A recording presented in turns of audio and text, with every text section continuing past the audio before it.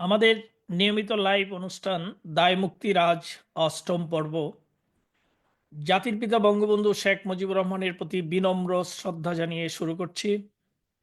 দেশ বিদেশের অগণিত দর্শক যারা আমাদের এই আয়োজনের নিয়মিত দর্শক, তাদের শুভেচ্ছা। আমরা আপনাদের শুভেচ্ছা জানাচ্ছি, কিন্তু আমাদের প্রিয় মাতৃভূমি পার করছে এক অশুভ সময়। এক ভয়ানক দানব শক্তি দেশের সবকিছু দখল করে বসে আছে। দেশে আজ আইনের শাসন নেই, নিরাপত্তা নেই, পণ্যমূল্য বাড়ছে, মানুষ শান্তিতে নেই। এটা বিজয়ের মাস। বিজয়ের মাসে দেশের বিজয় উৎসব নেই। ওদিকে গত 17 ডিসেম্বর সোমবার রাতে চাঁপাই নবাবগঞ্জের নোচাল উপজেলার ফতেপুর ইউনিয়নের মল্লিকপুর বাজারে দেয়ালে জয় বাংলা স্লোগান লেখায় 2 ছাত্রলীগ নেতাকর্মীকে কুপিয়ে হত্যার অভিযোগ উঠেছে। নিহত দুইজন হলেন নচাল উপজেলা ফতেপুর ইউনিয়নের খলসি গ্রামের এজাবুল হকের ছেলে মোহাম্মদ মাসুদ রানা। তিনি চাঁপাইনবাবগঞ্জ পলিটেকনিক ইনস্টিটিউটের ইলেকট্রিক্যাল ডিপার্টমেন্টের শাখা ছাত্রলীগের সভাপতি ছিলেন এবং নচাল উপজেলা ছাত্রলীগের সহ সম্পাদক দায়িত্ব পালন করেছেন। অন্যজন হলেন একই ইউনিয়নের আব্দুর রহিমের ছেলে রায়হান। তিনি ছাত্রলীগের কর্মী ছিলেন। এ সময় আরো আহত হয়েছেন 4 জন। মুক্তিযুদ্ধের বাংলাদেশে মুক্তিযুদ্ধের স্লোগান জয় বাংলা নিষিদ্ধ। নিষিদ্ধ ঐতিহ্যবাহী ছাত্র সংগঠন ছাত্রলীগ। জয় বাংলা স্লোগান ছিল বাংলাদেশের মুক্তিযুদ্ধের রণধ্বনি। বঙ্গবন্ধু শেখ মুজিবুর রহমান তার ঐতিহাসিক 7 মার্চের ভাষণ জয় বাংলা বলে শেষ করেছিলেন। কিন্তু মোহাম্মদ ইউনূসের অন্তর্বর্তী সরকার জয় বাংলাকে জাতীয় স্লোগান বলে মানতে নারাজ। তারা আদালতে গিয়েছে এই সংক্রান্ত হাইকোর্টের রায়টি বাতিলের দাবিতে। জয় বাংলা জাতীয় স্লোগান নয় বলে গত সপ্তাহে রায় দেন বাংলাদেশ সুপ্রিম কোর্ট। গত সপ্তাহে সুপ্রিম কোর্টের প্রধান বিচারপতির বেঞ্চ সরকারের দাবি মেনে রায় দেয় মামলার শুনানি শেষ না হওয়া পর্যন্ত জয় বাংলা আর জাতীয় স্লোগান নয়।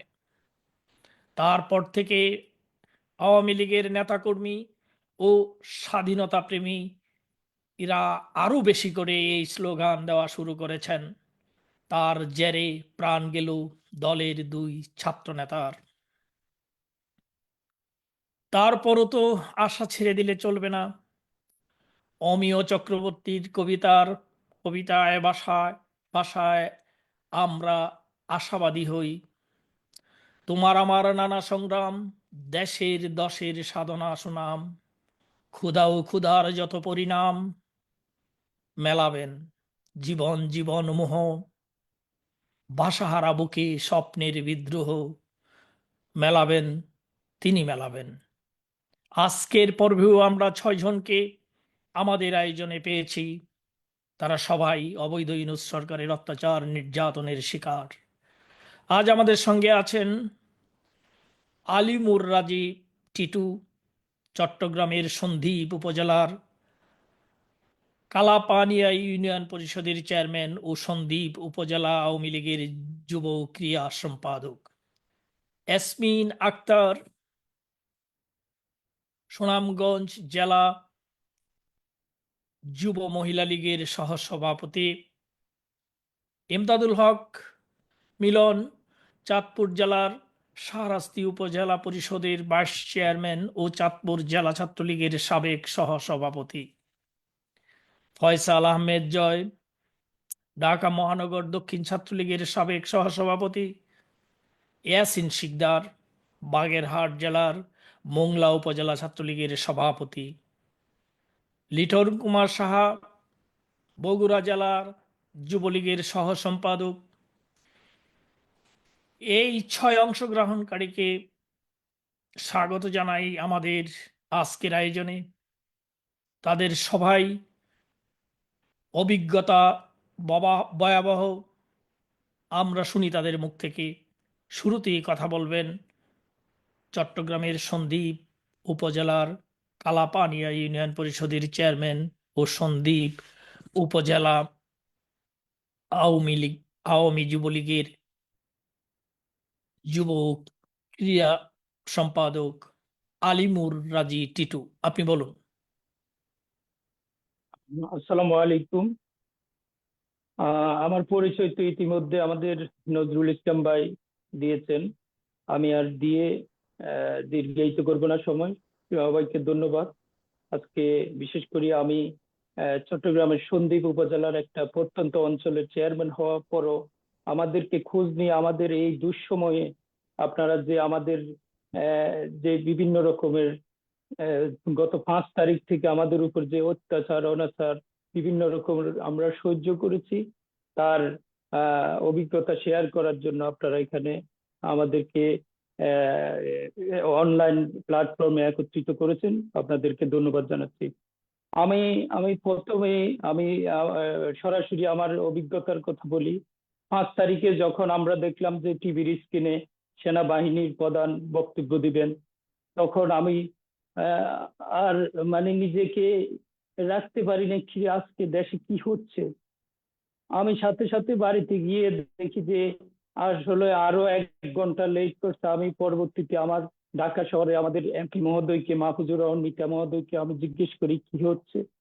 উনি বলে যে মনে হচ্ছে যে মাননীয় প্রধানমন্ত্রী আর দেশে থাকতে পারবেন না, ওনাকে দেশ থেকে বাধ্য করা হবে, তোমরা যে যার মতো সেবে থাকো। আমি সাথে সাথে আমার ছোট একজন ভাতিজা আছে, ও জেলা ছাত্রলীগের সাংগঠনিক সম্পাদক চট্টগ্রাম জেলা, যেহেতু সে ছাত্রলীগ করে তার উপরে অত্যাচার অনাচার হবে আমি এটা বুঝে আমি সাথে সাথে ওকে নিয়ে আমি চট্টগ্রামের দিকে রওনা দিই। পথে মধ্যে আমাদেরকে অনেকবার আক্রমণ করে। আমার একটা একটা পর্যায়ে আমার মোটরসাইকেল তাড়া করে ওরা জামাত বিএনপি চক্র আমাদেরকে ধরতে পারে নাই অবশ্যই। আমার পরে আমার পায়ের লিগামেন্ট ছিঁড়ে যায়, আমার ডান পায়ের লিগামেন্ট ছিঁড়ে যায়। পরবর্তীতে আমি কোনো মতে স্পিড বোটে উঠে আমি চট্টগ্রাম পার হই, কিন্তু আমি ওই পারে যাওয়ার পর আগেই ওরা একটা পক্ষ চট্টগ্রামের বিভিন্ন ঘাটে ওরা পাহারা দিতে থাকে যে আমাদেরকে ধরার জন্য। তখন আমরা ঘাটে না নেমে অন্য ঘাট দিয়ে পার হই। এর ভিতরে আমরা খবর পাই যে আমাদের বাড়ি ঘরে আক্রমণ শুরু হয়ে গেছে। আমার বাড়ি ঘরে লুটপাট করে অগ্নিসংযোগ করে আমার ঘরের কিছুই নাই। আমাদের মানে পরিবারের উপরে এত অত্যাচার হয়েছে যেটা আমি আমার মোবাইলে আমার বাড়িতে সিসি ক্যামেরা ছিল, সিসি ক্যামেরার ফুটেজ আমি আমার মোবাইলে দেখতেছি। আমি নিজের পরিবারের উপরে এই অত্যাচার আমি সরাসরি দেখছি।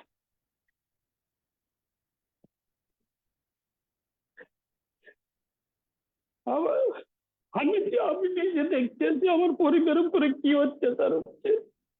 পরবর্তীতে ওরা শেষ পর্যন্ত আমার সিসি ক্যামেরা ফুটেজ ভেঙে ফেলে, আমার সব ডকুমেন্ট নিয়ে ফেলে, এবং আমার পরিবারের উপরে কি হচ্ছে আমি জানি না।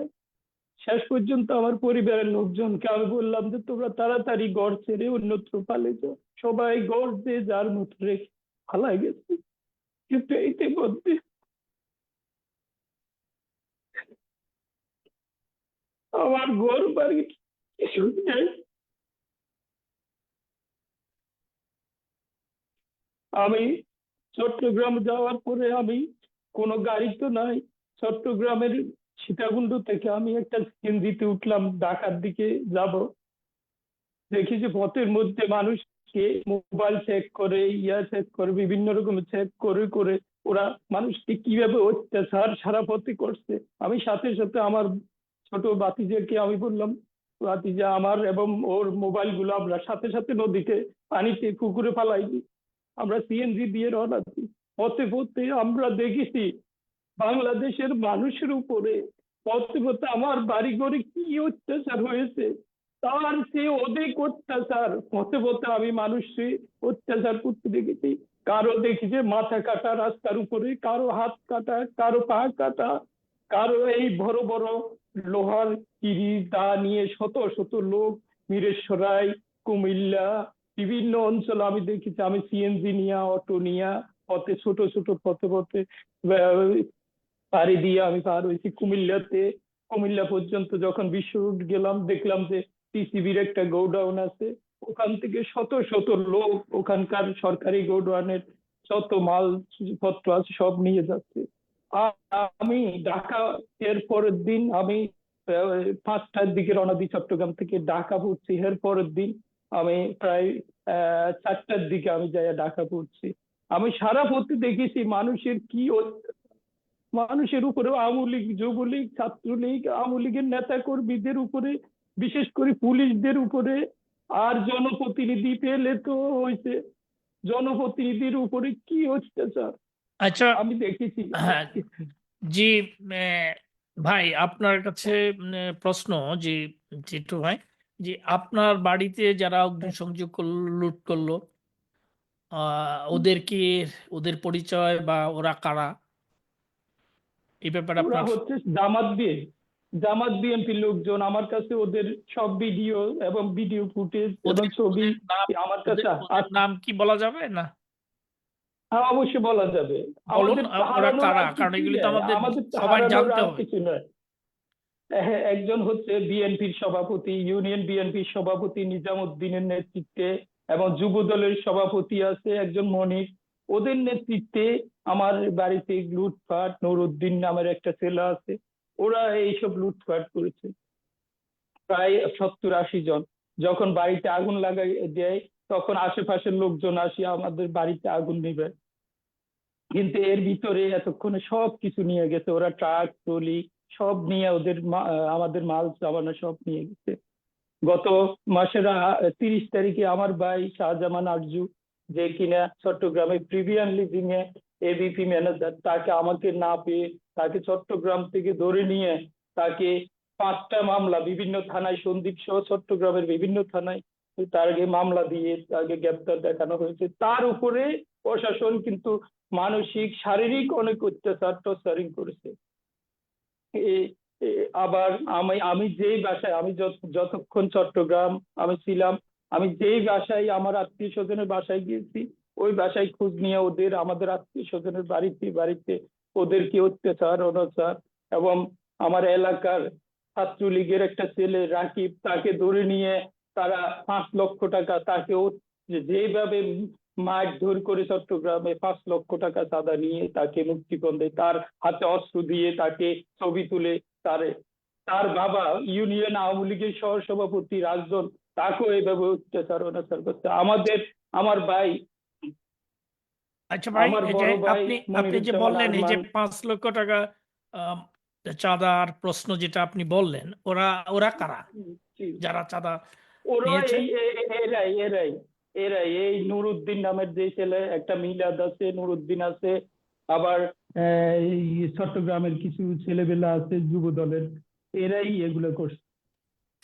আচ্ছা, আপনার বাড়ির আমার এই যে লুট লুট এবং অগ্নিসংযোগ আর এইসব ঘটনা, নারকীয় ঘটনা তাণ্ডব যা চালিয়েছে, এদের এইসব নিয়ে কি আপনি পুলিশের শরণাপন্ন হয়েছিলেন, জিডি করেছিলেন? জি জি জি, আমি থানায় জিডি করছি, থানায় জিডি তদন্ত করছে।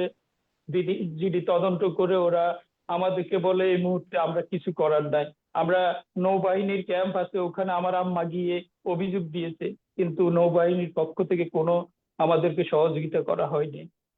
থানা থেকে 2জন পুলিশ এসে একদিন তদন্ত করে ছবি টবি তুলে নিয়ে ওরা আর কিছুই করে না, বলে যে এই মুহূর্তে আমাদের করার কিছু নেই। হ্যাঁ, হ্যাঁ, জি টিটু ভাই, আসলে পুলিশের উপরও তো আবার নির্যাতন হয়েছে, হাজার হাজার পুলিশকে হত্যা জি করা হয়েছে। পুলিশ যারা বর্তমানে ডিউটিতে আছেন, আপনি যাদের কাছে গিয়েছেন, তারাও তো ভীত, সন্ত্রস্ত, তারাও তো জি নির্যাতন জি জি নিপীড়নের জি শিকার। যে কথাটা পুলিশ আপনাকে বলল যে এই মুহূর্তে আমরা তো কিছু করতে পারি না, তারা তো অসহায়, তাদের উপর তো অসহায় নির্যাতন অসহায়। নিপীড়ন হচ্ছে, তাদের অনেকে সহকারীদের অনেককে হত্যা করা হয়েছে। তো আপনি আমাদের সাথেই থাকুন। আমরা এবার এখনই বলবেন, যাব আমরা সুনামগঞ্জ জেলা যুব মহিলা লীগের সহসভাপতি ইয়াসমিন আক্তার। আপা, আপনি বলুন। আসসালামু আলাইকুম। দেশে বিদেশে যারা শুনছেন সবাইকে ধন্যবাদ, আর আপনাদেরকে ধন্যবাদ এই আয়োজন করার জন্য। আসলে আমি প্রবাসে থাকি, তো আহ সেক্ষেত্রে আমি ডিরেক্ট অত্যাচার থেকে আমি শারীরিকভাবে আমি মুক্ত, কিন্তু আমার উপরে যে আমার এবং আমার পরিবারের উপরে যে জুলুম নেমে আসছে এই 5 আগস্টের সরকার পতনের পরে, সেটা আসলে অবিশ্বাস্য। আমার হাজবেন্ড ধর্ম বিষয়ক উপ কমিটির সদস্য, এবং তিনি ছাত্রলীগের দরাবাজার উপজেলা ছাত্রলীগের সাধারণ সম্পাদক ছিলেন, ছাত্রলীগের কেন্দ্রীয় কমিটির কার্যনির্বাহী সংসদের মেম্বার ছিলেন, রিপন রোটন কমিটির। তো সেই জন্য হলো, এবং আমার পরিবারের সবাই মোটামুটি আওয়ামী রাজনীতির সাথে জড়িত, পদ পদবি নিয়ে সবার কথা বলছে না। তো সেজন্য হলো আমাদের পরিবারের উপরে হামলা এবং নির্যাতন মামলা, মিথ্যা মামলা নেমে আসছে। আমার পরিবারের মোট 5 জনের নামে সুনামগঞ্জ জেলা যে সমন্বয়ক পেটানোর যে মামলা হয়েছে 4 অক্টোবর, ওই মামলায় সাবেক পরিকল্পনা মন্ত্রী এম মান্নান সাহেব, উনি প্রথম আসামি। 99 জন আসামি দেওয়া হয়েছে, ওইখান থেকে 5 জন আসামি আমার পরিবারের। আমার হাজবেন্ডকে আসামি করা হয়েছে 26 নম্বর আসামি, যে উনি সমন্বয়ককে পেটানো হয়েছে, অথচ উনি লন্ডনে বাস করেন। উনি দেশে গেছিলেন, দেশ থেকে উনি ফেব্রুয়ারিতে আসছেন এই বছরে। উনি লন্ডনে থেকে ওনার উপরে বিশাল অভিযোগ নিয়ে মামলা করা হয়েছে। তারপর আমার ননদের জামাই 2 জন, একজন উপজেলা যুবলীগের আহ্বায়ক কমিটির যুগ্ম আহ্বায়ক, আরেকজন ইউনিয়ন চেয়ারম্যান, ওনারা তো ঘরবাড়ি ছাড়া পলাতক। ওনাদের ঘরবাড়িতে হামলা হয়েছে, এবং ওই মামলাতেই মামলা হয়েছে। কিছুদিন আগে উনি একজন হাজির হয়েছেন, গিয়ে স্বেচ্ছায় হাজির হয়েছেন, হাজির হওয়ার পরে ওনাকে গ্রেপ্তার করেছে। আপনারা তো জানেন যে আইনের কোনো প্রয়োগ নাই বর্তমানে। তো তারপরে আমাদের আমার শ্বশুর বাড়িতে আমাদের মূল ভবনের পেছনে একটা বৈঠকখানা ছিল, যেখানে রাজনৈতিক আলাপ আলোচনা হইতো, যেহেতু পুরা পরিবার এবং উপজেলা বাসা, পুরা পরিবারই রাজনীতির সাথে জড়িত, তারা সবাই। তো এখানে আলাপ আলোচনা হইতো, মানুষজন যাইতো, আর সবাই ওই বৈঠক ঘরটা ওরা জ্বালিয়ে দিয়েছে। সেটা 4 অক্টোবর। ওরা নারায়ে তাকবীর আল্লাহু আকবার বলে, যে আমার ওই সময়ে আমাদের বাড়িতে তেমন কেউ নেই, যেহেতু সবাই শহরে থাকে এবং বিদেশে থাকে। আমার শাশুড়ি ছিল, কিন্তু তারা ওখানে গিয়ে ওই মূল ভবনটা যেহেতু বিল্ডিং, ওটাতে হয়তো আগুন দেয় নাই, কিন্তু ওইটা ছিল টিনের ঘর, ওইটাতে আগুন দিয়ে ওরা জ্বালিয়ে দিচ্ছে রাতের অন্ধকারে। এবং তখন ইলেকট্রিসিটি ছিল না ওই সময়। দিয়ে নারায়ে তাকবীর আল্লাহু আকবার বলে ওরা চলে গেছে। এবং সবচেয়ে দুঃখজনক হলো, এই ঘটনা আমরা বিভিন্ন জায়গায় আমরা রিপোর্ট করাইতে চাইছি, কোনো পত্রিকা সেটা রিপোর্ট করে নাই, কোনো পত্রিকায় পর্যন্ত রিপোর্ট করে নাই। এবং আমরা প্রবাসী থেকে এত বড় একটা মামলা, এত বড় একটা মিথ্যা মামলা, আমি জানি যে এই মামলাকে কেন্দ্র করে কোটি কোটি টাকার বাণিজ্য হয়েছে, কাকে আসামি দিবে কাকে দেবে না। তো আমাদের কাছেও অ্যাপ্রুভ আসছে যে আমরা যদি টাকা দিই তাহলে আমাদেরকে মামলা থেকে মুক্তি দিবে।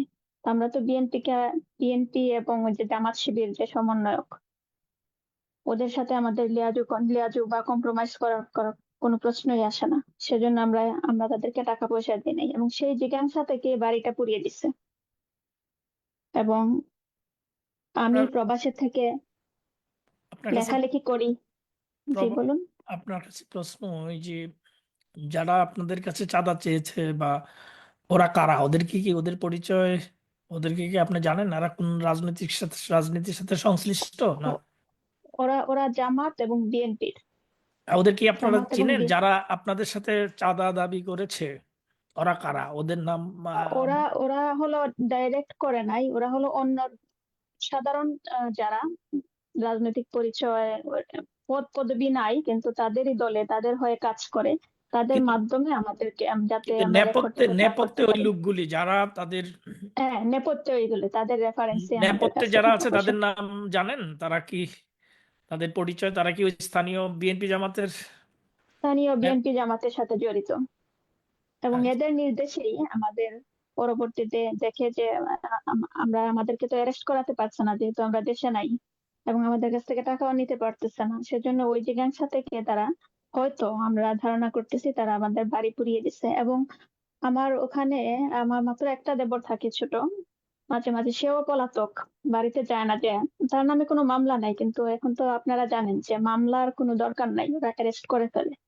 তারপরও যা- 2 দিন সেনাবাহিনী আমাদের বাসায় গেছে আপনার যে ওকে আপনার অ্যারেস্ট। স্বামী লন্ডনে আছেন, উনি লন্ডন প্রবাসী, ওইখানে উনি আছেন, ওনাকে ওইখানে রেখে, তার মানে উনি বাংলাদেশে গিয়ে হ্যাঁ, যে সব মামলাগুলি ওনাকে দেওয়া হয়েছে, ওনাকে দেখানো হয়েছে তিনি বাংলাদেশে সব যেসব মিথ্যা হ্যাঁ, মামলার জালে এইসব ওনাকে করেছেন। ফাঁসানো হয়েছে। জি। হ্যাঁ, আচ্ছা। উনি নাকি আচ্ছা, হাতুড়ি দিয়ে, মামলা, তারপর এই চাকু দিয়ে মামলাগুলি কারা পিটাইছে করেছে? সমন্বয়ককে। এই মামলাগুলি কি এগুলো ওদেরকে? এগুলো তো একটা একটা ওই যে সারা বাংলাদেশে মামলার যে চিত্র একই কায়দায়, যে এমন একজনকে বাদী করা হয়েছে, ওই বাদী আমাদেরকে পার্সোনালি চিনে না, সে রাজনৈতিক ভাবে আমাদেরকে চিনে না যে আমরা আসলে কোন দলের, যেহেতু সে এত সচেতন না, বা এত সুনামগঞ্জ জেলা থেকে যে মামলা করবে সে দোয়ারাবাজার একটা লোককে নাই চিনতে পারে, ওইরকম একজনকে বাদী করে তারা মামলাটা করিয়েছে। আচ্ছা, এবং আচ্ছা। ওই বাদী, দেখা যায় যে আমার যে 2 ননদের জামাইকে তারা আসামি করেছে, তারা ওর নামই জানে না। ওই যে বাদী, ওই বাদী তাদের নামই জানে না। তাহলে এই মামলাগুলা প্রতিটা জেলায় একটা মেটিকুলাস প্ল্যান অনুযায়ী, যে কাদের কাদের ধরলে ওদের কাছ থেকে টাকা নেওয়া যাবে এবং হয়রানি করা যাবে এবং তাদেরকে জেল জুলুম করিয়ে তাদেরকে বিপর্যস্ত করা হ্যাঁ, যাবে। আপনি আপনি যথার্থই বলেছেন, সেইটা এটা সারা সারা দেশেই সেইটা হচ্ছে, সারা বাংলাদেশে একই প্রতিনিয়ত চিত্র। প্রতিনিয়ত হচ্ছে।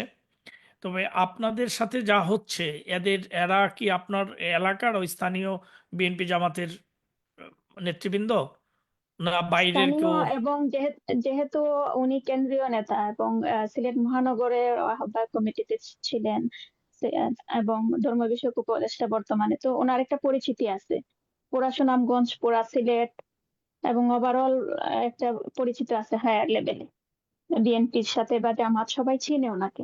তো সেজন্য ওনাকে টার্গেট করে এটাতে ঢুকিয়ে দেওয়া হয়েছে। এবং উনি কিছুদিন আগে ফেব্রুয়ারিতে দেশ থেকে বাংলাদেশে আসছেন, ডিসেম্বরে গিয়ে ফেব্রুয়ারিতে আসছেন। তো ওরা হয়তো ভেবে থাকতে পারে যে উনি হয়তো ওই সময় দেশে ছিলেন, কিন্তু উনি তো দেশে নাই ওই সময়। সরকার পতনের সময়টাতে, জুলাই আন্দোলনের সময়টাতে পুরোটাই আমরা এখানে। কিন্তু এর আরেকটা কারণ আছে, সেটা হলো আমরা খুব লেখালেখি করি, আমরা দুজনই খুব লেখালেখি করি ফেসবুকে। কারণ আমাদের প্রতিবাদ করা আমাদের অধিকার, এবং ইতিহাস আমাদের অহংকার। যেহেতু আওয়ামী লীগের ঐতিহ্য মুক্তিযুদ্ধের সাথে সাথে ঐতিহ্য, আমি নিজে ছাত্রলীগ করেছি, আমার হাজবেন্ড নিজে ছাত্রলীগ করেছে, ছাত্রলীগের ইতিহাস হলো আমাদের গর্বের ইতিহাস।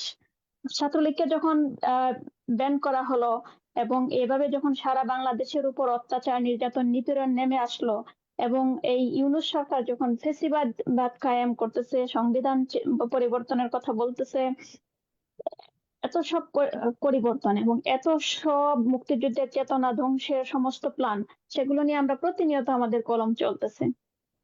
আমরা একটা হ্যাঁ, অনলাইন পত্রিকা ক্রিয়েট জি, করেছি। ধন্যবাদ সে- ইয়াসমিন আক্তার। আপনি আমাদের ধন্যবাদ। সাথেই থাকুন।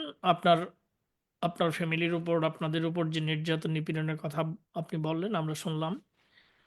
যারাই এর সাথে সংশ্লিষ্ট, নেপথ্যে যারা ছিলেন, অবশ্যই আপনি তাদের চিনেন, জানেন, হয়তো নিরাপত্তার কারণে বলছেন না।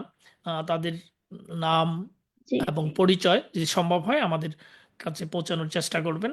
তাদের প্রত্যেককেই বিচারের মুখোমুখি হতে হবে এবং যথাযথ শাস্তি তাদের পেতে হবে।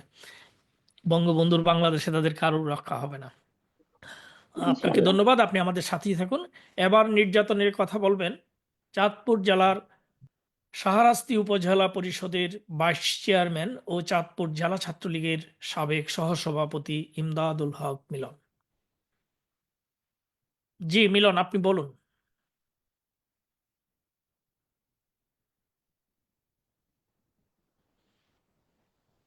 নিজেকে মিলন ভাই আনমিউট। বলছে, আনমিউট জি, করেন। Thank you. জি, জি, আসসালামু আলাইকুম। যারা সংযুক্ত আছেন এবং যারা শুনছেন সবাইকে আন্তরিকভাবে ধন্যবাদ। প্রথমে কৃতজ্ঞতা প্রকাশ করতে চাই নজরুল ভাইয়ের প্রতি, যে স্বাধীন সার্বভৌমত্ব বাংলাদেশের যখন অন্তিম মুহূর্ত এবং বাংলাদেশ আওয়ামী লীগ যখন ক্ষতিগ্রস্ত, যখন বাংলাদেশ আওয়ামী লীগের নেতা কর্মীদের প্রতি নিপীড়ন নির্যাতন হচ্ছে, ঠিক সেই সময় পুরো বাংলাদেশ ব্যাপী যে চিত্র তুলে ধরার উদ্যোগ গ্রহণ করেছেন তার জন্য আপনাকে আন্তরিকভাবে ধন্যবাদ জানাই। আসলে কথা,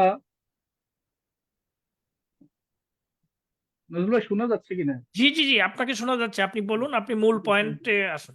আসলে কোথা থেকে শুরু করে কোথায় গিয়ে শেষ করব এটা আসলে বলার অবকাশ নেই, কারণ আমি নিজেও একজন যেহেতু জনপ্রতিনিধি। আমি যখন দেখি যে আমার শাহরাস্তি উপজেলা আওতাধীন একটা ইউনিয়নের সচিবাড়া উত্তর ইউনিয়নের একজন চেয়ারম্যানের 5 তারিখ রাতে পরিকল্পিতভাবে হত্যা করে পানিতে ভাসিয়ে দেওয়া হয়, আমি যখন দেখি যে আমার ছাত্রলীগের একজন নির্দোষ ভাইকে মামলা ছাড়াই গ্রেপ্তার করে কোর্টে চালান দিয়ে দেওয়া হয়, এই সকল পরিস্থিতি দেখে আসলে একজন মানুষ হিসেবে মন মানুষের ঠিক থাকার কথা নয়। তারপরও কিছু কথা না বললে নয়। আমি প্রথমে ঘটনায় যাওয়ার আগে একটু সংক্ষিপ্ত করে বলি, আমি উপজেলা ছাত্রলীগের সভাপতি ছিলাম শাহরাস্তি। সেখানে আমি দীর্ঘ 5 বছর দায়িত্বে ছিলাম। দায়িত্ব থাকালীন আল্লাহর রহমতে গর্বের সহিত বলতে পারি যে আমি কখনো কারো বিরুদ্ধে একটা মামলা দেইনি, কখনো কারো বাড়িতে গিয়ে হুমকি দেইনি, কারো বাড়িতে ভাঙচুর করে নেই, অগ্নিসংযোগ করে নেই, কিংবা কারো কাছে গিয়ে চাঁদাবাজি করি নেই, কারো দোকান লুটপাট করি নেই, কোনো কিছু কখনোই ক্ষতি করে নেই। তো এই জায়গায় আমি ভাইস চেয়ারম্যান প্রার্থী হয়েছি। ভাইস চেয়ারম্যান নির্বাচন করতে গিয়ে আমি দলমত নির্বিশেষে আমি বিপুল ভোটে ভাইস চেয়ারম্যান নির্বাচিত হই। এই কথাটা কেন বলছি সেটা আমি একটু পরে অ্যাডজাস্ট করছি। মূল ঘটনায় আমি চলে যাই। 5ই আগস্ট বাংলাদেশের পরিস্থিতি সকল অবগত আছে, একটি জঙ্গি হামলা হয় বাংলাদেশে। বাংলাদেশ সরকার মাননীয় প্রধানমন্ত্রী দেশ ত্যাগে যখন বাধ্য হয়, তখন আমি ব্যক্তিগতভাবে সাধারণ চলাফেরা করি। আমাদের এলাকার মুরব্বী, বড় ভাই, সিনিয়রদের সাথে আমার চলাফেরা ছিল। হঠাৎ করে মাননীয় প্রধানমন্ত্রী দেশ ত্যাগের পরবর্তী সময়ে বিভিন্ন ভাবে মারফতে ফোন আসা শুরু হয় যে আমাদের দলীয় বিভিন্ন নেতা কর্মীদের উপর হামলা হচ্ছে, বাড়িতে অগ্নিসংযোগ এবং দোকানপাট লুটপাট হচ্ছে। ঠিক তখনই আসলে একটু আতঙ্কিত হয়ে যায়। তারপরে ওই প্রথমে যে ঘটনাটা বললাম, যে সুনামের সহিত রাজনীতি করার জন্য একটা জায়গায় কনফিডেন্স ছিল যে আমার বাড়িতে অন্তত হামলাটা হবে না, কারণ যেহেতু ওভাবে রাজনীতিটা করেছি, কারো কখনো ক্ষতি আমি করিনি। তারপর একটু পরপর যখন ফোন আসতেছে, ঠিক তখন আসলে নিজেও ভীত হয়ে যায়। বাড়িতে আমার মা থাকে, আমার মা অত্যন্ত বয়স্ক মানুষ, এটা আমার উপজেলার সবাই জানে। আমার ভাইয়ের ওয়াইফ থাকে, আবার আমার ভাতিজা বাচ্চারা থাকে বাড়িতে। পরবর্তীতে আমি যখন একটু নিজের মাঝে একটা দ্বিধাদ্বন্দ্ব তৈরি হয়, তখন আমি বাধ্য হয়ে আমার ভাইয়ের ফ্যামিলিকে তাদের নানা বাড়িতে পাঠিয়ে দিই। মাকে আসলে, যেহেতু বাবা মায়ের আহ, রক্তে মাংসে পরিশ্রমে ঘামে গড়া বাড়ি, মা বাড়িটা ছেড়ে যেতে চায়নি। তারপর অনুরোধ করে পাশের বাড়িতে মাকে আমি সরিয়ে রাখি। ঠিক আনুমানিক 11:30টার দিকে। তো এর মাঝে বলে রাখি, যখন এরকম পরিস্থিতি হচ্ছে তখন আমার গ্রামের মানুষ প্রতি আমি অত্যন্ত কৃতজ্ঞ। গ্রামের মানুষ যথেষ্ট প্রোটেকশন দেওয়ার জন্য চেষ্টা করেছিল, তারা রাস্তায় অবস্থান করেছিল, যেহেতু মেইন রোডের সাথে আমার বাড়ি ছিল। সেখানের মধ্যে রাত 11:30টার দিকে হঠাৎ করে দেশীয় অস্ত্রশস্ত্র, এটা আমাদের গ্রামের মানুষ যারা সেখানে উপস্থিত ছিল সেখানে তারা স্টেটমেন্ট দিয়েছে, দেশীয় অস্ত্র সহ 9mm পিস্তলও ছিল তাদের সাথে। তারা প্রায় 60-70টা মোটরসাইকেল নিয়ে মাথায় কি তাদের এই যে শিবিরের কি একটা ব্যান্ড ছিল মাথায়, মুখে মাস্ক পরে তারা আমার বাড়িতে হামলা করে। যখন গ্রামের মানুষগুলো রাস্তায় ছিল, গ্রামের মানুষ তো গ্রামের মানুষের সহজ সরল মানুষ, তাদেরকে ধাওয়া দেয়। ধাওয়া দেওয়ার পরে গ্রামের মানুষ নিজেরা সেই পর্যন্ত তারা তাদের বাড়িতে ঢুকে যায়। পরবর্তী সেখানে দোকানপাট থাকে, বা দোকানপাটে লাইট টাইট ভাঙচুর করে অন্ধকার করে তারা আমার বাড়িতে প্রবেশ করে। বাড়িতে আনুমানিক 11:30টার দিকে প্রবেশ করার পরে আসলে ব্যাপক ভাঙচুর করার পরে তারা সেখান থেকে আসলে চলে যায়। এর ফাঁকে যখন একটা ইন্টারেস্টিং কথা হচ্ছে যে তারা যখন ওখানে হামলা করতে আসে, তাদের মধ্য থেকে একটা ছেলে আমাকে ফোন করে বললে যে ভাই, আপনি ওখান থেকে সরে যান, আপনার বাড়িতে হামলা করবে। তখন আমি আসলে ওই মাকে একটু সরিয়ে দিই আবার বাড়ি থেকে, মা তখন বাড়িতে অবস্থান করছিল, সরিয়ে দিই। পরে ওখান থেকে একটা ছেলে যখন পরবর্তী হামলার পরে রাস্তায় বেরোয় আসার পর যখন ও অগ্নিসংযোগ করতে যাবে, ঠিক তখন গ্রামের মানুষ, দোকানপাটের চায়ের দোকানের মানুষগুলো আবার বের হয়ে আসে, তাদেরকে ধাওয়া দেয়, তারা চলে যায়। পরবর্তীতে 16 সেপ্টেম্বর পরবর্তী ঘটনা এর এর ফাঁকে দিয়ে হচ্ছে 2 দিন পর আমার মা মাইন্ড স্ট্রোক করে। আসলে গ্রামের মানুষ ওনারা এগুলা কখনোই দেখেন না, ইতিহাসের ন্যায় যে অতীতে কখনো এই ধরনের নির্যাতন নিপীড়ন বা কারো বাড়িতে অগ্নিসংযোগ ভাঙচুর এগুলো কখনো আওয়ামী লীগও করে না, অতীতেও তেমন কিছু হয়নি, যেটা এবার ইতিহাসকে ব্রেক করে বিএনপি জামাত করেছিল। তো সেখানে এসব জিনিস দেখে আমার মা মাইন্ড স্ট্রোক করে। মাইন্ড স্ট্রোক করার পরে মাকে আমি ঢাকায় নিয়ে যাই, 2 মাস 1.5 মাসের মতো সেখানে ট্রিটমেন্টে থাকে। 16 সেপ্টেম্বর আমি দুপুর 11টার দিকে আমি বাড়িতে আসি, মাকে নিয়ে বাড়িতে আসি। ঠিক সেদিন রাত 10:30 আবার ছাত্রদল আমার বাড়িতে হামলা করে। তখন আমি আমার মা তখন অসুস্থ, খুবই অসুস্থ, একবার শাহরাস্তির আমার নিজ উপজেলার সকলে জানে যে আমার মা খুব অসুস্থ, স্ট্রোক করছে, এই জিনিসটা অবগত। তো যখন আমি জানতে পারি যে আমার বাড়িতে আবার হামলার প্রিপারেশন নিচ্ছে, তখন আমি কয়েকজনকে আসলে পরিবারের স্বার্থে, নিজের নীতি নৈতিকতার বিরুদ্ধে গিয়ে পরিবারের স্বার্থে তাদের ঊর্ধ্বতন অনেকে আমি এই জিনিসটা অবগত করি যে আমি আমি প্রয়োজনে সরে যে আমার বাড়িতে যেন হামলাটা অন্তত করা না হয়।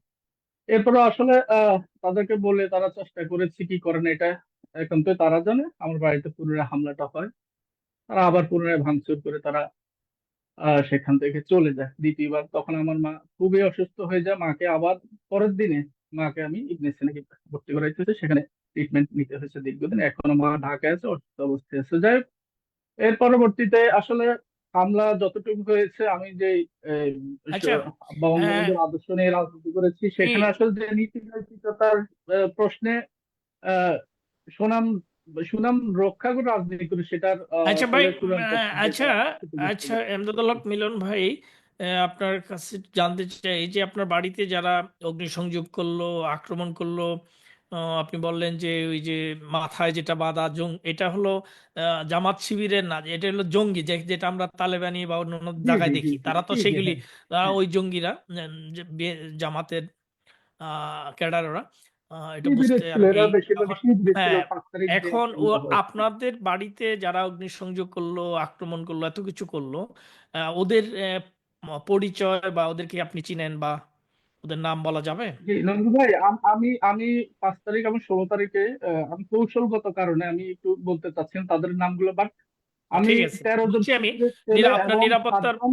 নিরাপত্তার প্রশ্নে আপনি নামগুলো জি, বলতে আমার চাচ্ছেন না তো? নিরাপত্তা নয়, নিরাপত্তা নিরাপত্তা নয়, আল্লাহ মহান আল্লাহ আমাদের সৃষ্টি করেছেন, তিনি আমাদের একমাত্র আশ্রয়, তো তিনি আমার নিরাপত্তা রাখবেন। কিন্তু কৌশলগত কারণে 13টা শিবিরের ছেলে নাম এসেছে, 7টা ছাত্রদলের নাম, এবং স্পষ্ট করে প্রমাণ ডকুমেন্টারি, তারা যে হামলা করেছে তাদের ডকুমেন্ট আমার কাছে আছে, বাট আমি কৌশলগত কারণে এখন তুলে ধরতে চাচ্ছি না। যদি কখনো সুযোগ হয় ইনশাল্লাহ সেটা আমি আমাদের শাহরাস্তিবাসীর কাছে তুলে ধরবো। আর হ্যাঁ, দ্বিতীয়ত আমরাও আপনার আসলে কাছে আপনি নামগুলি সংগ্রহ করার চেষ্টা করব, কারণ তাদের পরিচয়, ঠিকানা সবকিছু আমাদের সবার হাতে, আপনার হাতে থাকা উচিত। এবং আমাদেরও আমরা যদি জানি, স্বাভাবিক কারণে আমাদের দিক থেকেও আমরা চেষ্টা করব ওদেরকে।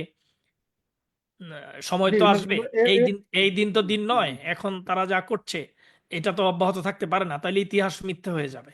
অপশক্তির অপকর্ম দীর্ঘস্থায়ী হয় না। পরবর্তী এর সময় একটা নজরুল ভাই আমাদের আমাদের বিরুদ্ধে এরকম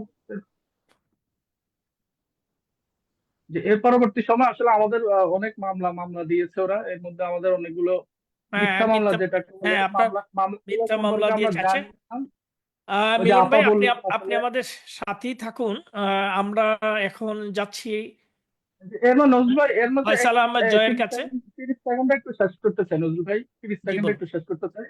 আমাদের একজন ইউনিট পরিষদের চেয়ারম্যানকে 5 তারিখ রাতে বিএনপি পরিকল্পিতভাবে হত্যা করে তাকে পানিতে ভাসিয়ে দেওয়া হয়েছে। আমাদের অনেক সাবেক ছাত্রদের বাড়ি ঘর দুয়ার শাহরাস্তিতে জ্বালা পোড়া করে সব ছিন্ন বিচ্ছিন্ন করে ফেলছে। আমাদের রিসেন্টলি আমাদের শেখ ফরিদুজ্জামান সাবেক ছাত্ররা তাকে আহ, ও আপনার বাচ্চার জন্য মাংস কিনতে গেছে, মাংস কিনে সে সিএনজি তুলবে সেই অবস্থায় তাকে শিবিরে তারা মারধর করে পুলিশের হাতে তুলে দেয়। তারপর আমাদের ছাত্রনেতা মনির সহ শুরু করে আমাদের গ্যাস ভাই, আমাদের তুহিন ভাইয়ের বাড়ি অগ্নিসংযোগ সহ মাস্টার, তারপর আমাদের একটা মাদ্রাসার প্রিন্সিপাল, ওনাকে জোরপূর্বক মানে নির্যাতন করে মাদ্রাসা থেকে বের করে দেওয়া, অসংখ্য, যেগুলো আসলে বলে শেষ করার মতো কোনো সুযোগ নেই, জি, অবকাশ নেই, এমন জি, ইতিহাস আমদাদুল হক বিকৃতি মিলন হিসেবে ভাই, এটা আসলে লজ্জাজনক এই আর আপনি একটু যা বলি। বললেন যে আপনার এলাকার ওদের কথা, আজকে টেকনাফ থেকে তেঁতুলিয়া পর্যন্ত কোনো এলাকায় আমার মনে হয় উম, আহ, এই ধরনের এর চেয়ে আরো ভয়াবহ তাণ্ডব আরো বিভিন্ন জায়গায় হচ্ছে, আপনি জানেন।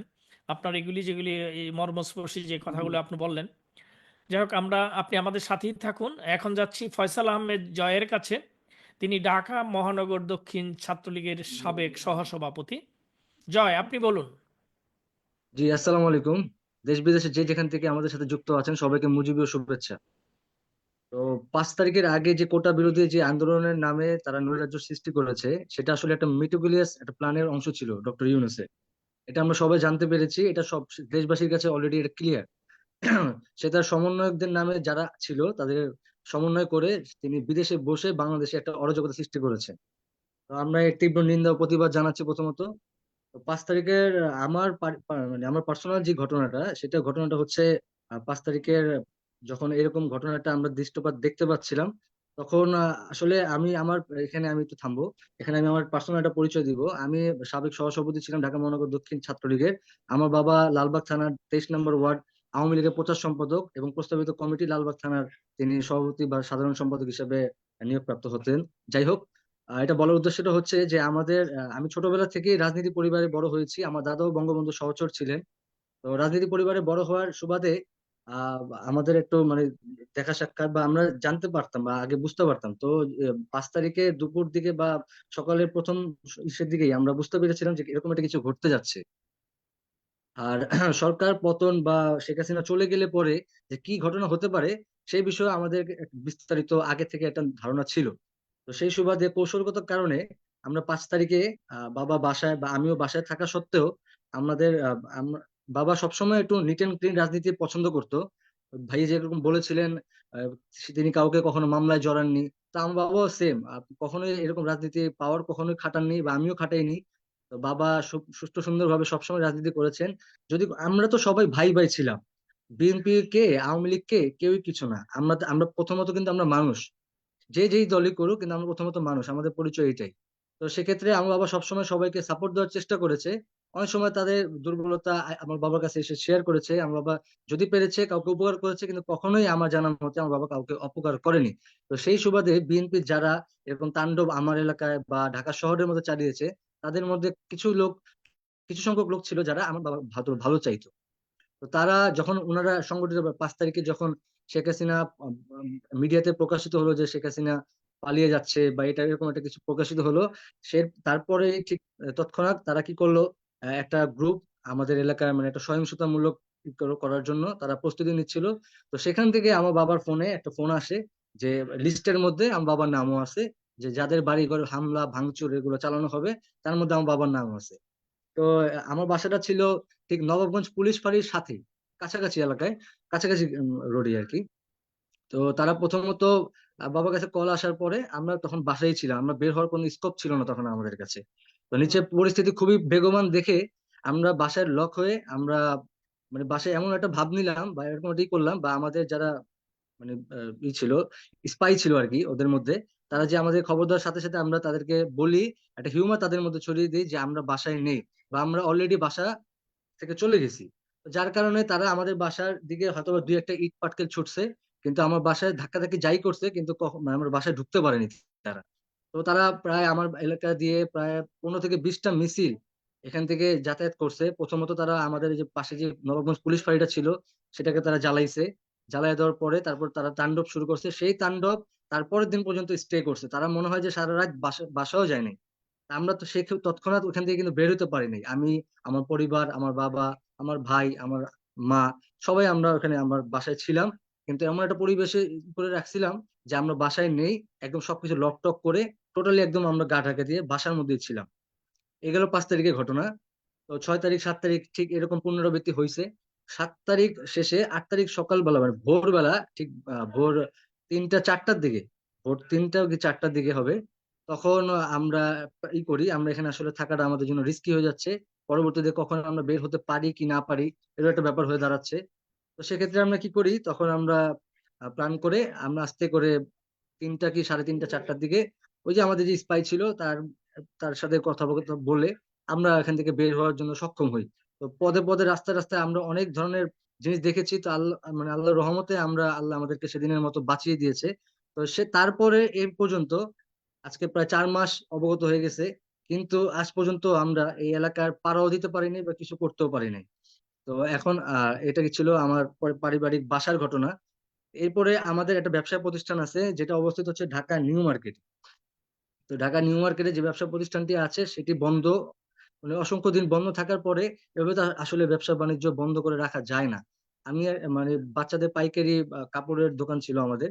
তো সেই দোকান থেকে আমাদের নিউ মার্কেটের অঞ্চলে যত দোকান টোকান আছে বা আমার সারা বাংলাদেশে মোটামুটি পার্টি টাটি ছিল, তো তাদের সাথে যোগাযোগ স্থাপন করার জন্য হলো আমার ওই দোকানটা খোলা লাগছে, বা আমার হিসাব কিতাবে খাতা টাতা আমার অনেকগুলো টাকা নিউ মার্কেট বা সারা বাংলাদেশের বিভিন্ন প্রত্যন্ত অঞ্চলে আমার টাকা পয়সা পড়ে আছে।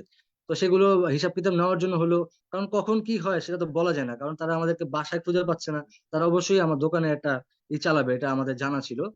তো সেই সুবাদে আমি কি করি, আমি অল্প 2-1 দিনের মতো আমার স্টাফ দিয়ে দোকানটা খোলাই, এবং আমি দোকানের খুব দূরে থেকে পর্যবেক্ষণ করি। আমার দোকানে সিসি ক্যামেরা ছিল, সেই সুবাদে আমি সিসি ক্যামেরার দ্বারা নিয়ন্ত্রণ করে আমি দোকানটা হয়তো বা 2-4-5 দিনের মতো খুলছিলাম। তো খোলার পরে হঠাৎ সেপ্টেম্বর মাসের 15 তারিখ, নিউ মার্কেট থানা এবং লালবাগ থানা যুবদল এবং বিএনপির কিছু সন্ত্রাসী গোষ্ঠী আমার দোকানে এসে হামলা চালায়, অতর্কিত হামলা চালায়। আমার স্টাফের উপর তারা হামলা চালায়।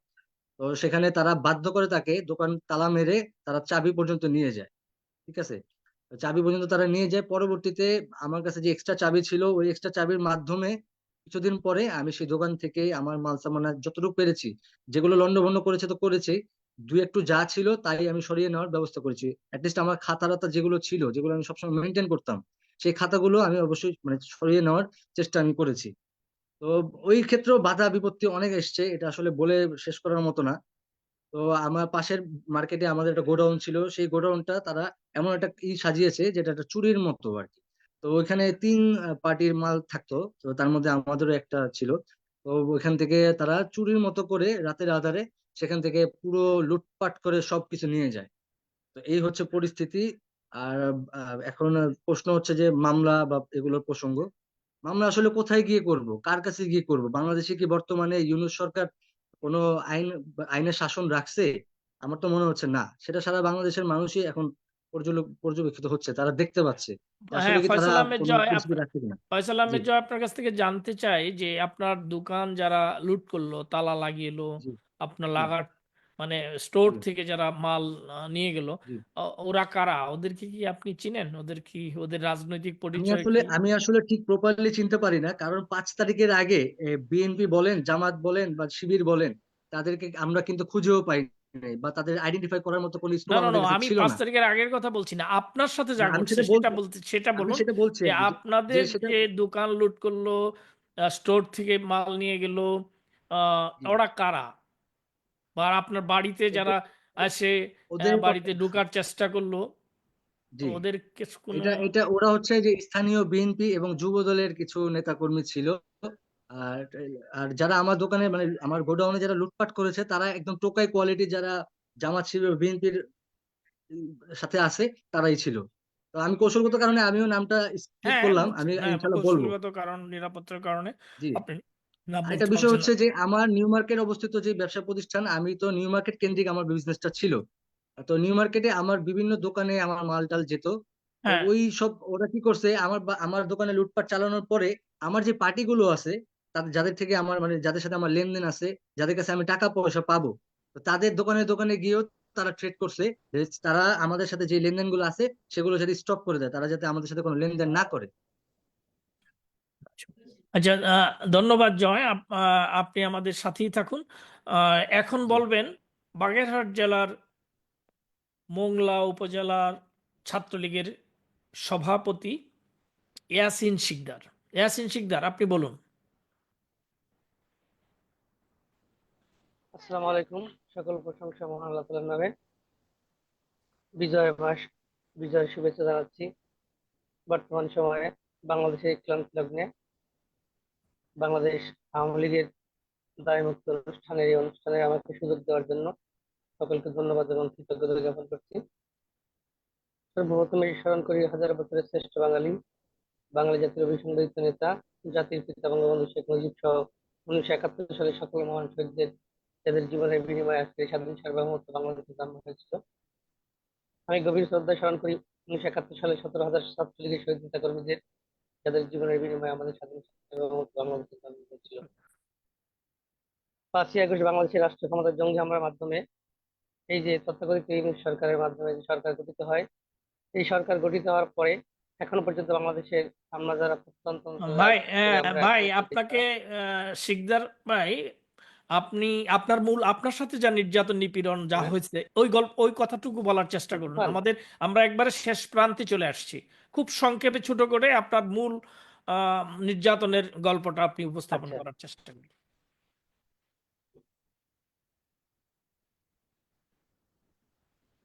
জি, আপনি আছেন লাইনে? যখন বঙ্গবন্ধু কন্যা দেশ ত্যাগ করে বাধ্য হন। হ্যাঁ, হ্যাঁ, লাইনে আছি।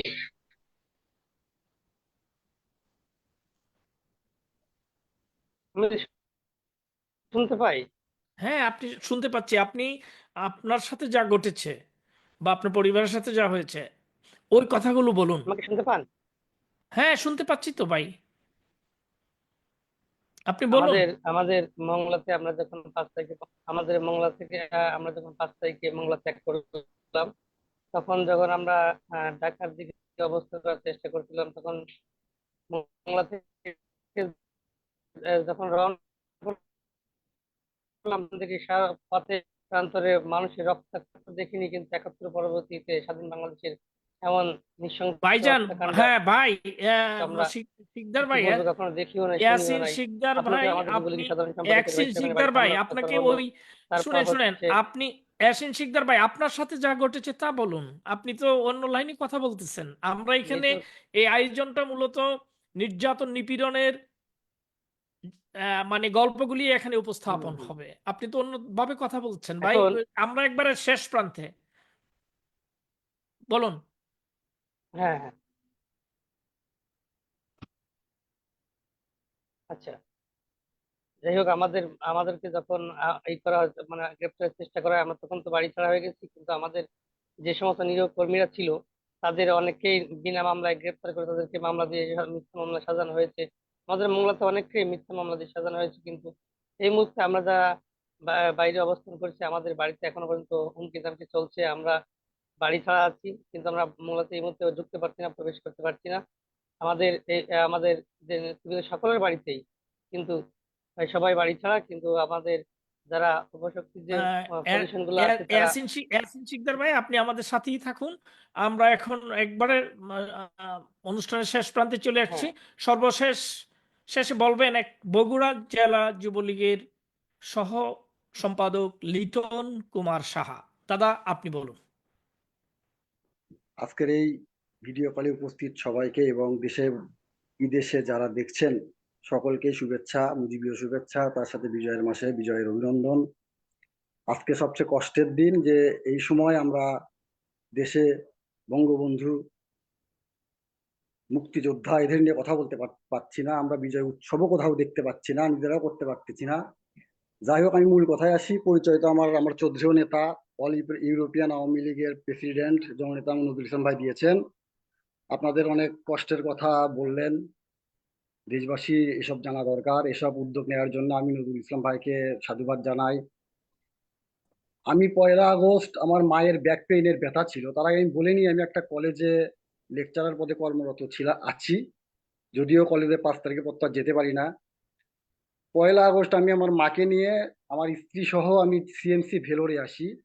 এর মধ্যে দেশের উত্তাল আন্দোলন তো চলেই, অনলাইনে দেখতে পাই। 5 তারিখে আমাদের নেত্রী চলে যাওয়ার পর যখন শুনি যে আমার স্ত্রী সন্তান নিয়ে আমি আর অন্য জায়গায় থাকি, আমার বাড়ি বগুড়ায়, একটা নেগেটিভ জোন, ওটা আওয়ামী লীগের আগের থেকে নেগেটিভ জোন। আমি যদিও 2001 সাল থেকে বিএনপি 4 দলীয় জোট ক্ষমতায়, তখন থেকে ছাত্রলীগ করতাম, তো 12-13 সালের পর থেকে যুবলীগ করি। তো আমরা ওখানে বগুড়ায় আওয়ামী লীগ অনেক কষ্ট করেই করা হয়, তারপরে বগুড়ার যুবলীগ আগে থেকেই অনেক শক্তিশালী সংগঠন। আমি সেই যুবলীগের একজন, নিজেকে কর্মী হিসেবে নিজেকে ধন্য মনে করি। তো 5 তারিখ পরবর্তীতে আমি শুনতে পাই যে আমার বাড়ির ওখানে সবাই ভাঙচুর করবে আসবে, তো এলাকার লোকজন আটকাই দেয়। তারপরেও আমাদের এলাকার ওখানে দুই একজনের বাড়ি ঘর একটু হামলা দেয়, আমার বাড়িতে আসতে পারে নাই যদিও। আর বগুড়াতে আমার মায়ের সাথে আমি যে বাড়িতে থাকি, আমার ছোট ভাই বোন ছিল, ওটা হিন্দু অধ্যুষিত এলাকা বিদায় একটা বড় মন্দির আছে, ওখানে সবাই পাহারা দেয়। কিন্তু আমাদের বাড়ির পাশে আমাদের জেলা আওয়ামী লীগের যুগ্ম সাধারণ সম্পাদক জননেতা মঞ্জুর আলম মোহন সাহেবের অফিস পুড়িয়ে দেয়। বলতে গেলে ওই সময় থেকে আজ অবধি এই বগুড়ায় কোনো নেতা প্রকাশ্যে নেই। সবাই অবস্থান এত দুর্বল, কোনো কর্মী যে থাকবে দুই একজন যারা আছে তারাও বের হতে পারে না। আমার জেলা আওয়ামী লীগের সাধারণ সম্পাদক, বর্তমান সংসদ সদস্য, সাবেক সংসদ সদস্য রাকিবুল হাসান রিপু জননেতা, গতকাল ওনাকে অ্যারেস্ট করা হয়েছে নেত্রকোনা থেকে। দীর্ঘদিন দেশেই পালিয়েছিলেন। আমার সভাপতি দেশের বাইরে পালিয়ে গেছেন, এদিক জানতে পেরেছি, জেলা আওয়ামী লীগের সভাপতি। আমাদের সেক্রেটারি বা এমপি রিপু সাহেবের বাসা কিন্তু 3বার পুড়িয়ে দেওয়া হয়েছে, লুটপাট করা হয়েছে 5ই আগস্টের পর। আমার জেলা আওয়ামী লীগের যত নেতা আছে এর মধ্যে একজন ছিল সাংগঠনিক সম্পাদক জনাব এবং পুলিশ লাইন স্কুল কলেজের অধ্যক্ষ জনাব শাহাদুল আলম ঝুলু ভাই, আমার অত্যন্ত শ্রদ্ধাভাজন। উনি ছাত্রলীগের সাবেক সাধারণ সম্পাদক ছিলেন, বগুড়ার সজ্জন ব্যক্তি ছিলেন।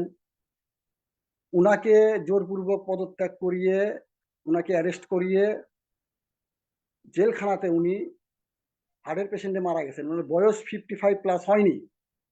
আমরা এত বগুড়ায় কষ্ট করে আসি, বগুড়ার নেতারা বিগত 3 মাসে 4 জন আওয়ামী লীগের নেতা যাদের বয়স 50 থেকে 60-এর মধ্যে, এর মধ্যে একটা ইউনিয়নের চেয়ারম্যানও আছেন সাবেক আব্দুল মতিন মিঠু ভাই, গাবতলী উপজেলা আওয়ামী লীগের সহসভাপতি। এ নিয়ে 4 জন মারা গেছে অলরেডি হার্ট অ্যাটাকে। আমার জেলা যুবলীগের কমিটির সাংগঠনিক সম্পাদক মোস্তাকিমুর রহমান ভাই, উনি সাবেক কাউন্সিলর ছিলেন পৌরসভার, উনার হার্টের পেশেন্ট। তো চিকিৎসার জন্য উনাকে হাসপাতালে নিয়ে আসা হয়েছে জেলখানা থেকে, কিন্তু হাসপাতালে আসার পরে উনাকে প্রায় 1.5-2 ঘন্টা দাঁড়ায় রাখা হয়েছে ডান্ডা বেরিয়ে পড়া অবস্থায়। তো আমরা তো পলাতক হয়েই আছি। যাই হোক, আমার বাড়িতে এই হামলা না হওয়ার পরেও আমার বড় বোনের বাড়িতে হামলা হয়েছে 7-8 তারিখের দিকে। ওনার মানে সীমানা প্রাচীর ভাঙছে, বাড়িতে ঢুকতে দেয়নি এলাকার লোকজন এসে। আমার বোন জামাইকে মারবে, উনি পালিয়েছিলেন চরের ভিতর, যমুনা নদীর চরের ভিতর। আজও এইভাবেই পরিস্থিতিটাই সবাই আছে, কেউ কোথাও যোগাযোগ করতে পারি না। আমি যখন গল্পটা মূল কথায় আসি, আমি 5 তারিখে মায়ের ট্রিটমেন্টে 5 তারিখ ঘটনার পর চেন্নাই থেকে সস্ত্রীক ওয়াইফ সহ এই ঘটনাগুলো জানার পরে 17 তারিখে দেশে ঢুকছি। দেশে ঢোকার পরে আমাকে বলে যে তুমি বগুড়ায় আসো না, বগুড়ায় আসলে তোমার সমস্যা হবে। আমি আমার ওয়াইফকে তার বাপের বাড়িতে পাঠাইয়া, আমি আমার মাকে ওখান থেকে বাড়িতে পাঠাই। আমি সেই যে তখন থেকে পলাতক অবস্থায় আছি। তারপরে আমার সন্তান, 1 ছেলে 1 মেয়ে। আমার বড় ছেলে যখন সেলুনে যায় বা বাইরে স্কুলে যায়, উনাকে রাস্তাঘাটে জামাত বিএনপির লোকজন আমার কথা জিজ্ঞেস করে, তোমার বাবা কোথায়, তার নাম্বারটা দাও। আমি তো ফোন তো খুলিনি। তো যাই হোক, আমার ওয়াইফ প্রাইমারিতে চাকরি করে, জব করে, ওনাকেও মানে হ্যারাস করার চেষ্টা করে, সাইড টক করে, টিচ করে। তো এর মধ্যে একদিন শুনি যে ওরা মসজিদে বসে, আমার এলাকায় একটা মসজিদ আছে যেখানে আমি থাকি আর কি পরিবার নিয়ে, ওই মসজিদে বসে জামাতের বিএনপির লোকজন প্ল্যান করে যে একে তো মানে আগস্ট মাসে, গোটা আগস্ট মাসে আমি কোনো মামলা হয়নি, আমার নামে হয়নি, অনেকের নামে হতো ছিল। তো তারপরেও বলতো যে হচ্ছে একে ধরতে হবে, একে মারতে হবে, একে পাওয়া যাচ্ছে না। এগুলো আমি মানে মসজিদ থেকে বলে সিদ্ধান্ত হয়, কেউ না কেউ আমাকে জানাই দেয় আমার পরিবারের মাধ্যমে। আমি তো পালাই থেকে শুনি। শোনার পরে হঠাৎ করে আপনার সেপ্টেম্বরের দিকে মামলা হয়। বিএনপির ছাত্র দলের এক সাবেক জয়েন্ট সেক্রেটারি আমাদের বগুড়া জেলার শহর শাখার, ও মামলা করে একটা ভুয়া মামলা। যে মামলা যখনকার ঘটনা উল্লেখ করে, আমি তো বগুড়াতেই নাই। তো মামলা নিয়ে এই তো আজ অবধি আমি পলাতক অবস্থায় আছি, বউ বাচ্চার সাথে দেখা হয় না। আমি কারো নাম বলবো না, কেন বলবো না, আমি আমার আমার বউ তার আমার 2 সন্তানকে নিয়ে একা একাই জীবন যাপন করে, অনেক স্টে করে। এখনো প্রতিনিয়ত থ্রেট পায়, আমাকে খোঁজে এখানে ওখানে, আমার কথা জিজ্ঞাসা করে। তা আমি তো এইভাবে চলছে, তো এইভাবে তো জি আমরা চলছি। দেশের মানুষকে তো রক্ষা করতে হবে, মুক্ত করতে জি হবে, এটা আওয়ামী লীগের। লিটন কুমার সাহা, আপনার নির্যাতন নিপীড়নের কথা আমরা শুনলাম। আপনি আমাদের সাথেই থাকুন। আমরা একবারে অনুষ্ঠানের শেষ প্রান্তে এসেছি। আমরা এতক্ষণ নির্যাতন নিপীড়নের শিকার বঙ্গবন্ধুর আদর্শের অনুসারীদের কথা শুনলাম। চট্টগ্রামের সন্দ্বীপের আলিমুর রাজি টিটুর বাড়ি ও ব্যক্তিগত অফিস লুট ও ভাঙচুর করেছে বিএনপি জামাতের সন্ত্রাসীরা। সুনামগঞ্জ জেলার ইয়াসমিন আক্তারের বাড়িঘর ভাঙচুর করেছে ও তাকে হুমকি দমকি দিচ্ছে বিএনপির জামাতের সন্ত্রাসীরা। তার স্বামী লন্ডনে থাকেন। এই লন্ডনে থাকা অবস্থায় তার নামে বাংলাদেশে আহ, একাধিক মিথ্যা মামলা দেওয়া হয়েছে। চাঁদপুর জেলার ইমদাদুল হক মিলনের বাড়ি ভাঙচুর, লুট করেছে ছাত্র শিবির ও ছাত্রদলের সন্ত্রাসীরা।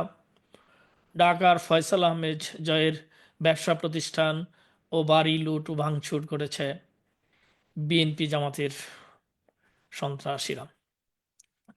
ইয়াসিন সিকদার বাগেরহাট জেলার বঙ্গবন্ধুর আদর্শের সৈনিকদের উপর নির্যাতন নিপীড়নের বিবরণ দিয়েছেন। বগুড়া জেলার লিটন কুমার সাহার বাড়ি ভাঙচুর করেছে ও তার স্ত্রী সন্তানদের হয়রানি করা হচ্ছে। এটা সবই করছে বিএনপি জামাতের সন্ত্রাসীরা।